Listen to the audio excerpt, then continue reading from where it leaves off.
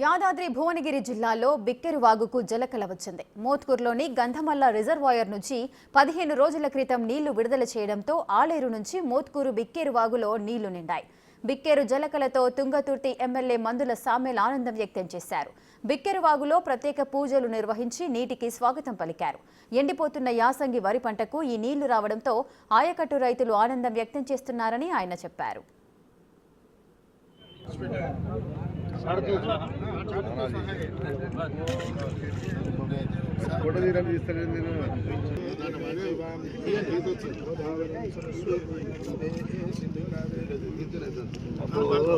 మంచిదేనా?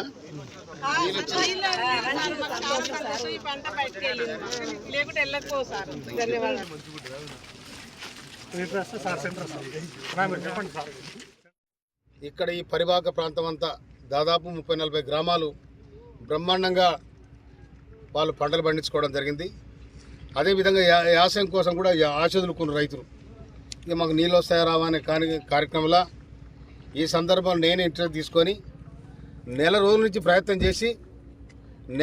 ప్రయత్నం చేసి ఇలా దాదాపు ఇక్కడికి మన కళ్ళారా చూస్తున్నాం. ఇక్కడ నీళ్ళు ఈ నీళ్ళతో దాదాపు ధర్మారం వరకు అంటే నేను అక్కడ ఈ వస్తూ కూడా ఈఎన్సీ గారికి ఎస్సీ గారికి చెప్పిన నేను మినిమం 10 రోజులు మాకు వదిలిపెట్టే సదర్శాపురం తర్వాత చిన్నపటిశాల ప్రాంతం జానకిపురం వరకు పోతాయి కనుక ఈ యాసంగి పంటలకు ఇబ్బంది లేకుండా ఉంటుంది అనేది కూడా నేను డిపార్ట్మెంట్కి కూడా చెప్పడం జరిగింది.